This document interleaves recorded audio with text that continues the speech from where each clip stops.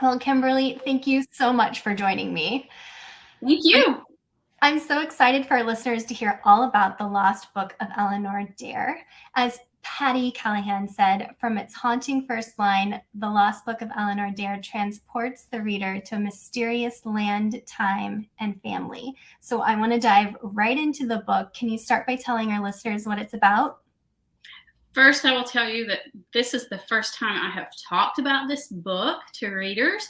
Um, I think I probably worked on and off on this book for 9 years, not talking about it on purpose because I was so afraid that if I said the words lost colony, somebody else would come up with a great idea and do it faster than me. So it's so weird to be like, okay, now tell us about it. And I'm like, uh. So I'm actually going to read something to you because I'm not practiced yet. Sure. The book tells the story of Alice Young, a war widow in the last days of World War II, and her 13-year-old daughter, Penn. They're struggling to reimagine a world at peace, and they return to a pre-revolutionary home south of Savannah, Georgia, and a forsaken family history. There, Alice and Penn recover lost faith, lost love, and an antiquarian book full of secret wisdom, both practical and mystical. Most importantly, it contains the dreams of the women from whom they've descended, women with hair that smells of evergreen and who always find their way home. The story at the book's heart, Eleanor's tale, ties Alice and Penn to the oldest American mystery, the fate of the lost colony of Roanoke.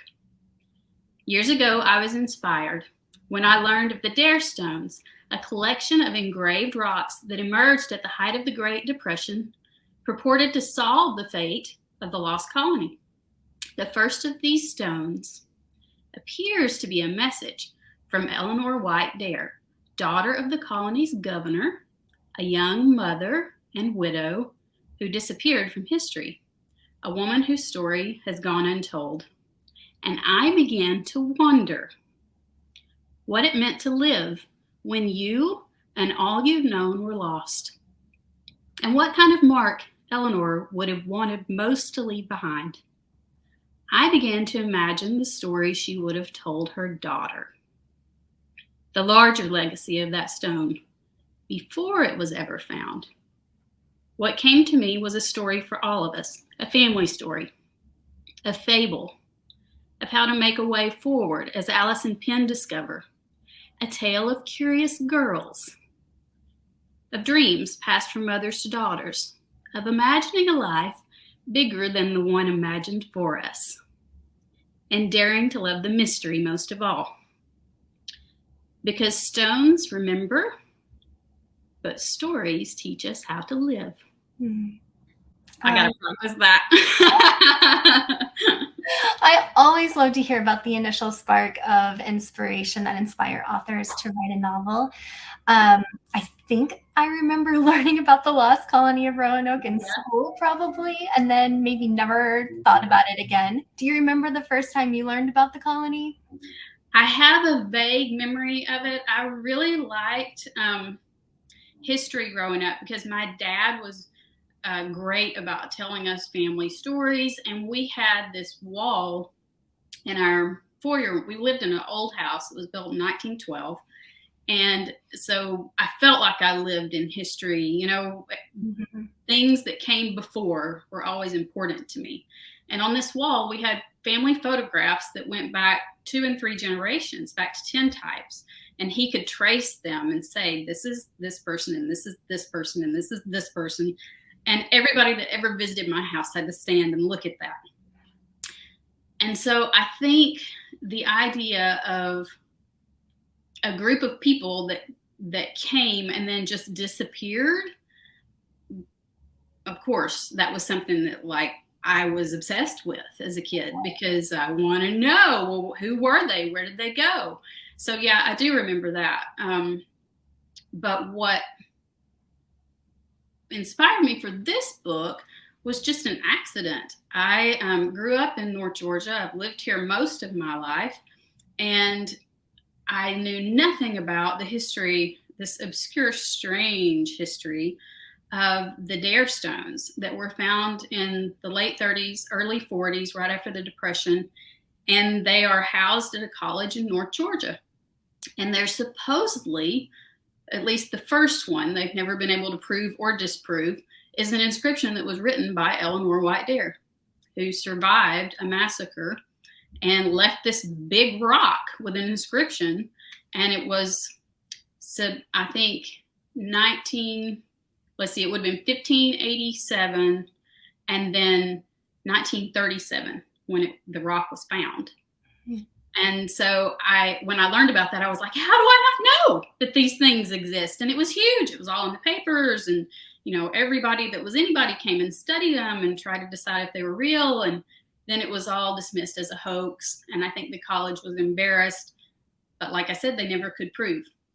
So I got in my car and I rode up to the college, because you can ask to go and see them. They have them in an archive room. And I knew I was intrigued. But what I didn't expect was that I stood there and I looked at it, the first one, and I cried. And I thought, what if it's real? Here, this woman has left this message, which is essentially a tombstone, a memorial for her family, maybe for her life. I don't know that she would have believed she would have ever been found. And we couldn't decide what it was, so we just put it in a case and forgot about it. And I thought, another part of me didn't care if it was real, because somebody had taken the time to write a story for her. And the only thing that young girl probably ever wanted in a young mother would have been to be remembered.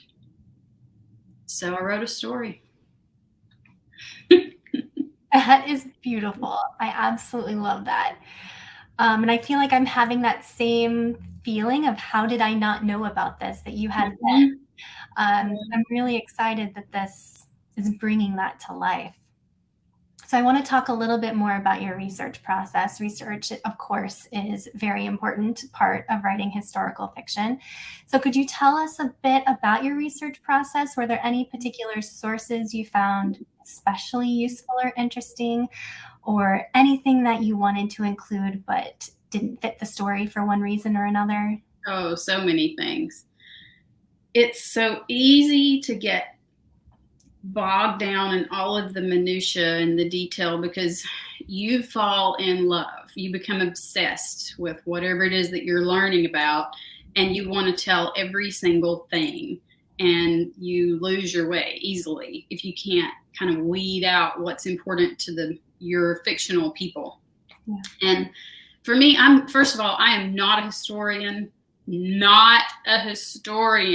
I have issues with math, like diagnosed issues with math, and I chose to write a historical novel with 2 timelines and 16 generations of women. So I'm insane. First of all, that's my research process. I'm insane. Secondly, I sort of just go at it from every direction. I was internet crazy, looking at anything I could find about the Dare stones. The Lost Colony, there's not much, because we don't know what happened to them. So it was tricky. I was trying to find things that didn't exist sometimes, and putting things together from what I could find out about other people and other excursions. And I found 3 sources that I really liked, and then I intentionally ignored a lot of things because I wanted it to be fiction. I didn't want it to rely entirely on what I could find now, because the people in my story exist in the 1940s. So there would have been a lot less that they would have known or have access to. So I pieced it together, I hope, in a way that isn't extremely historically heavy. And then because I write fiction, I made a lot up, which was great. But I can show you the first book that I found It's called Searching for Virginia Dare. It's by a North Carolina author named Marjorie Hudson, and it's memoir. Let me see if I can get the camera right. And she talks about Virginia Dare, who is documented historically as the first English child born in the colonies. That's what they say, so that's what we go with. That's the story we have. And Virginia is actually mentioned in the first Dare stone as having died in the massacre, so she doesn't survive along with Eleanor according to the stone. But this book is, the author really talks about her own female journey in life, and as a mother and a woman, and that appealed to me. Like, that was where I was coming from when I wrote this book. So, and she followed a lot of the history of the Lost Colony and throughout North Carolina. So I loved that book, and I read it over and over again. And then this guy named Robert W. White wrote a book called A Witness for Eleanor Dare. That's the Dare stone. And he tears it apart. He goes all through all of the stones that were found. There were over 40 that were found. And he has theories about that stone. And I thought it was interesting, and he really gave me some perspective on the colony itself and Eleanor's father, the lack of history about him or her at all, which, I was like, okay, so who was this person? Who was Eleanor Dare before she disappeared, before she ever got on a boat, pregnant and newly married, and suddenly here, and there's nothing. Her father was a miniaturist. He painted portraits, and there are no pictures of Eleanor anywhere. And I was like, dang it, John. So I was, it was great for a fiction writer to be able to come from that and think about it. There was one more book called Lost Rocks. David Levere, I think is his name. Not sure how to say it. And it's another one about the stones themselves and about the colony and what we know and don't know. And it's all theory, some things we know, some things are documented in letters and history that we have, but so much of it is literally just gone. And in particular, those women are gone. Their stories are not in there. They sure didn't get to write them. But Eleanor or somebody helped her write hers on a stone. And I thought, it's pretty smart. Even on a stone, it's we still don't know about it. As women's history, that says a lot, I think.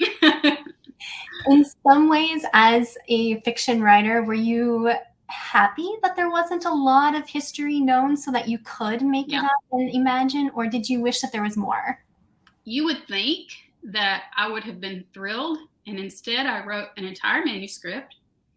I made it all up in my head, what I thought had happened to Eleanor, but I didn't put it on the page. And I turned this book in to my agent, and she said, so this is awesome. Where's the rest? And it took her months to convince me to tiptoe into it, even though I already knew it. I mean, I filled like, those yellow notepads. I love to handwrite. A lot of my pre-writing is done that way. I fill them up, and I had like 4 or 5 of them with family histories and what had happened to Eleanor and where she went. And I did not know how to speak for her. I could speak for the women that I had written in the 1940s, for Alice, for her daughter Penn, because they were mine. Mm-hmm. But somehow I really hesitated about speaking for Eleanor. And I felt guilty that I wasn't, because I felt like that was the whole point. And I couldn't find my way to that. And I woke up literally like at 2 a.m. one night, and I could hear it. And I realized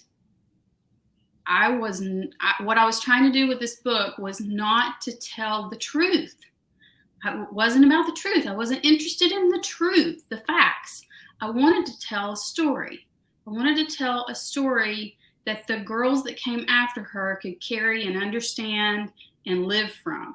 And I realized I was telling a mother's story to her daughter. And so Eleanor's tale is written that way, as Alice's mother would have told it to her, and as she's written it in the book. And then I leave it up to the reader to decide, does mom always tell you the truth, or what you need to hear? I also struggled with that in my own writing because I'm a historian by education. Yep. Inserting that fiction into real women or any real character. So it's interesting to hear you struggling with that too, giving her a voice, but that it did eventually come to you. I love that. Yep. I hope I got it right. We'll see. I can live with it. So this is your second published novel. You're being The River Witch, an Amazon bestseller. What have you learned between writing and publishing your debut novel and your sophomore novel? Or what advice do you have for aspiring authors? That you never are smart enough to write the book you're writing until it's done. I think I felt that way the entire time I was writing River Witch, and I would say, I don't think I'm good enough to write this book. I don't know what I'm doing. I don't know enough about what I'm writing about. I don't know what I'm trying to say. It's just you're in a battle with yourself and your subconscious. And when you finish it and you sit back and do what we're doing now, where you start talking about it and other people talk about what they got when they read it, and it becomes something outside of you, and all of a sudden you realize everything you learned while you were writing it, and you also realize, oh, that's all about me. So you learn about yourself too, and you learn, the process of it is always going to be the technical. You can learn over and over again. You can have a system, but the process is always going to be, if you're writing the way I write, from my guts out, it's always going to be a war that you're in with your you're self-conscious about everything you're putting on the page. Your subconscious is keeping stuff back here that it doesn't want you to know you're working on. And I know that when I finished River Witch, I felt a huge sense of accomplishment and a relief, and I felt like I could skip off to Target and have my nails done and never have to write anything else. I was totally satisfied for about 10 minutes. And then you're doing the same thing again, and you think, why? Why am I doing this to myself? Like, I don't know what I'm doing. I can't write a book. And I felt like that with this book from the beginning to the end, that it just was never going to be good enough to finish it, to write it. And I think I will always feel that way. And I think most writers I know will always feel that way. I'm proud of it when it's done. And then I also look at it and think, I wish I had been smarter when I started it. It would be so much better, And so you write another one. That's why. I don't know. I think we're nuts. We're nuts. That's the most relatable description of writing I have ever heard. That is exactly. I don't know what it is about writers, but I'll tell you, I can't process life any other way. You have to be able to tell the story of what you're going through or what you're witnessing, and something about the writer's brain has to tell the story from beginning to end, and you will go mad until you can do it. And I drive my husband nuts. We can't travel. We can't do anything without me saying, but why? Why are they doing that? Why are we eating this? Why does this look like that? And he's just like, can we not just be here? Can we not just be here? And this is just how it is. No, always why? In addition to that stage at like 2, I guess. In addition to writing novels, you're also the founder of Tinderbox Writers Workshop. Can you tell us a little bit about what that is? I think I'm trying to remember what year I actually did that. I can tell you that my family was going through a crisis. I had friendships that were in crisis, and I kept walking through the world hearing women in their 30s and 40s. I'd just be in the grocery store or wherever because I had small children at the time, and you know what you do. And I would hear women talking to one another, and I'm a great eavesdropper, by the way. This is why I cannot work anywhere but home. But I would hear these women saying things like, they wish they were creative. I'm just not creative, or I don't have time to be creative. I don't even remember how to be creative. I just do the things every day for everybody else. Or when I sit down and try, I don't think I'm good enough. All of those things, it just sounded like I was hearing it over and over and over again. Mm-hmm. And I was not writing at the time because I couldn't tell my own story that I was living at the time from beginning to end. So I lay down at night and I would go in that circle in my mind trying to come to a conclusion about things, and I couldn't. And so I said to a friend, I don't know how to do much, but I can make a space. And if you want to come and sit with me, we'll tell stories and we'll do some writing. And I have a background in teaching, I have a background in theater, and I worked with special needs who had severe special needs. And so I dabbled in reading a lot of brain science and things about creativity. And so I went and found this place here in my hometown. And this woman was wonderful. She was like, I've been waiting for you. Here you go. And so I put a little ad. I made some postcards.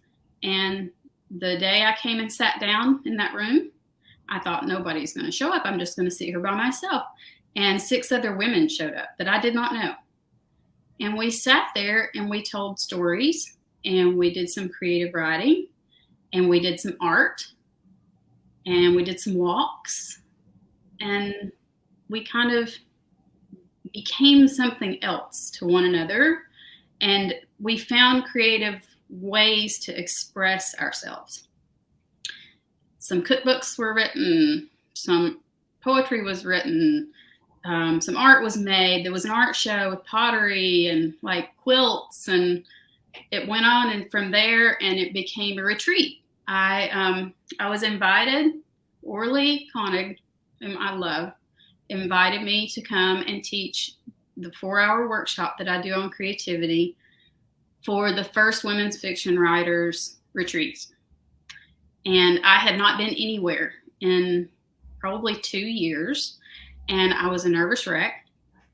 I had an eye twitch the whole weekend, right? But I had this room full of women, and I'm like, this is what I got. It's all I got. But if you want to tell stories, we'll do it. And we danced, and we made art, and we told stories, and somebody stood up and sang. There was some tears. It was great. That's what Tinderbox is. Mm. It became a retreat. I did that for a little bit. That sprang from a relationship with another writer at the retreat who had a place in South Carolina on the beach. And so we did some retreats there. I did one, where else? I can't remember. I was going to do one at a lake here in North Georgia, and then we had the pandemic. So it's been 2 years since I've done anything, and in the interim, I've published a book. So we'll see. I would like to start back, but we'll see. You mentioned that you also had a background in theater and teaching. So how did your path lead you to writing from being a former actor and special needs educator? So the acting part was in college and high school. I sort of stumbled into it. I was actually a dancer when I was a little girl, and then up into middle school, and I really wanted to teach ballet. I didn't have dreams of like becoming like any kind of great dancer, but I wanted to teach it because I wanted to do it all the time. Yeah. But I have severe scoliosis, And I wore a back brace for several years. And then I had a massive spinal fusion when I was 16. And that was it for ballet.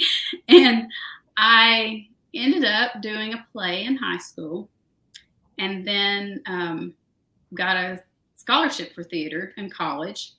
And I was the double major because I thought I wanted to teach drama, and I thought I was going to teach upper level drama. And I directed a children's play and realized that I liked that older elementary age where they were troublemakers. It was a lot of fun. So I got my degree in elementary education, and I wound up teaching at a private school in Washington State right after we got married. And the thing is that throughout all of it, I know when I decided I wanted to be a writer without really knowing that's what I was deciding. Like, I never thought that I would be published, but I knew I was a storyteller. And I can remember I was always in trouble when I was little for talks too much, won't stay in her seat, right? And I wasn't being bad. I was trying to teach. I was going to other people's desks trying to teach, trying to help. I was the helper, but I was not doing what I was supposed to be doing, and I was running my mouth. So I can remember going into the library in the town where I grew up, and it was this big antebellum home that they had turned into a library. And I looked around and I saw those books, and I thought, this is how you talk too much and you don't get in trouble. You write a book. You can say whatever you want. So going from ballet, where you're expressing a story, it's an artistic, creative way to express a story. Another way to do it without talking too much and being in trouble. Then theater, they give you the words in the stage. You can say it right there in front of everybody. You're not talking too much. You're not in trouble. You can be out of your seat. Then the teaching thing, I was working with those kids where you had to really be creative about how you presented your material and what worked for them. And I did the first play that the children's school had done with those kids. It was always storytelling. Behind it all, it was always storytelling. And I, like everybody else, I wrote really horrible poetry when I was a kid and got some prizes for it. And I wrote my first chapter book, in the 4th grade for the language arts fair. My mom typed it up. It was called It Came on the Scent of Jasmine. So it wasn't new. It was just that by the time somebody said, hey, you should write a short story, it was like a new idea. Like, I didn't realize, well, maybe that's something I could actually do.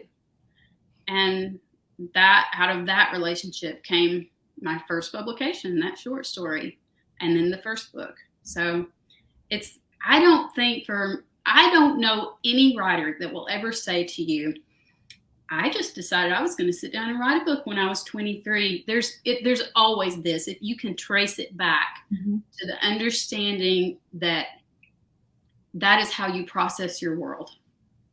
There's a beginning, there's a middle, there's an end.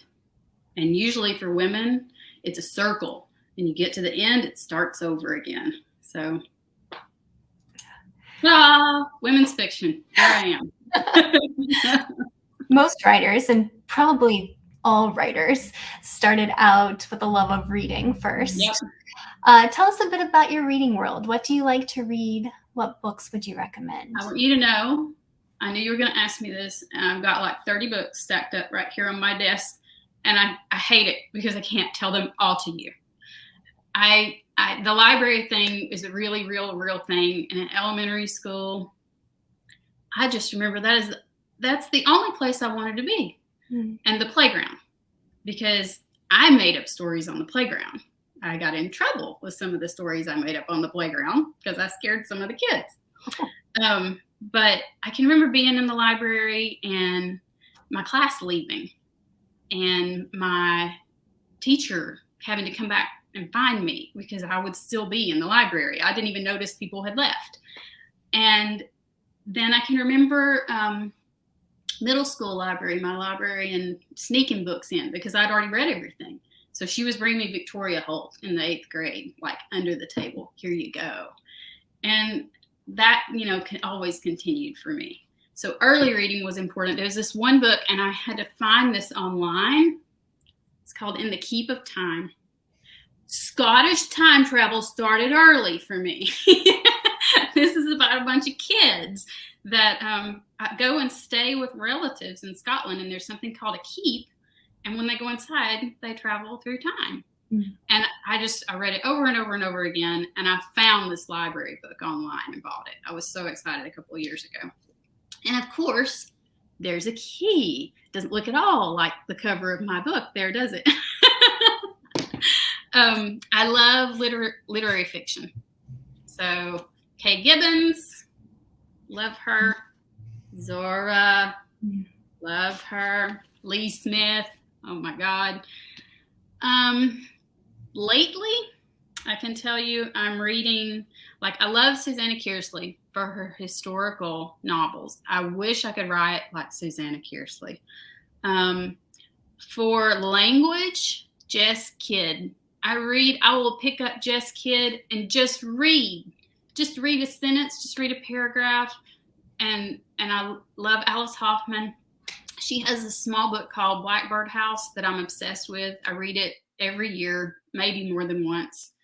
Patty Callahan, Surviving Savannah, historical fiction, was beautiful. Sadiqa Johnson, The Yellow Wife, great historical fiction. This year, though, Jessie Burton, Sarah Perry, oh my God. But I think early, when I was first trying to get my head around my own voice, I read Big Stone Gap by Adriana Trigiani, and I cried. And I told my husband, and said, she knows me. I just know she knows me because she sounds like me. And that's kind of hard to find when you're really regional. I mean, I sound like this. I sound like Minnie Pearl. So trying to find somebody that felt to me like I can do that. I can write a book with my voice, and somebody in the larger world will want to read it. That was a big deal. The two that I read over and over right now are B.E. Schwab's Addie LaRue. Mm-hmm. I don't even understand how she did it. I really. Yeah. And Circe, Madeline Miller's Circe. Awesome. I think I would die if I met either one of them. Mm-hmm. But you asked, so there you go. I love it. I like an author who can't end on any one book, that there's another one that they want to write. No. That's perfect. I'm still stacked up here. I'm like, who did I forget? And of course, I want to hear what you're working on. Can you tell us anything about your work in progress? I am really,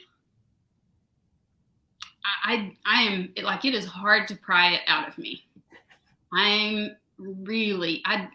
My agent has just, literally yesterday, I sent something to her, and now I want to puke because it's out there in the world. But I can tell you it's about ghost stories. It's another Southern fiction. It's set on the Georgia coast. I like writing about the Georgia coast. And it may be the last one I set there for now. But it's been in the back of my brain, and I have multiple ideas, but they usually are around a long, long time before one of them is the one that bubbles up. So this one, I would say I've been thinking about for 5 or 6 years. So we'll see where it goes. Is this about that story? Is this inspired by the scary stories you told on the playground? Maybe a little bit. But I mean, yeah, I think ghost stories are, I have a theory that all stories are ghost stories. Mm-hmm. I think that that's what we think about. A ghost is not necessarily a spirit so much as it's a haunting, whatever haunts us. Yeah. So I think most of our stories, if you're not telling a story that haunts you, then I'm not sure you're going to stick with it to the end, Yeah. I can see that. And I also want to share how people can find you. So can you tell us where you hang out on social media and your website? I am on Facebook. I have a Facebook author page. Do you need the links or are you good? I can add the links. And then I really like Instagram. I'm doing more Instagram. I'm on Twitter, but I'm not there as much. I tend toward the visual. I like the images on Instagram. Me too. I'm on BookBub. I'm on Goodreads. All the places. Well, Kimberly, it was such a pleasure meeting you. Thank you so much for joining me and sharing with our listeners. Thank you.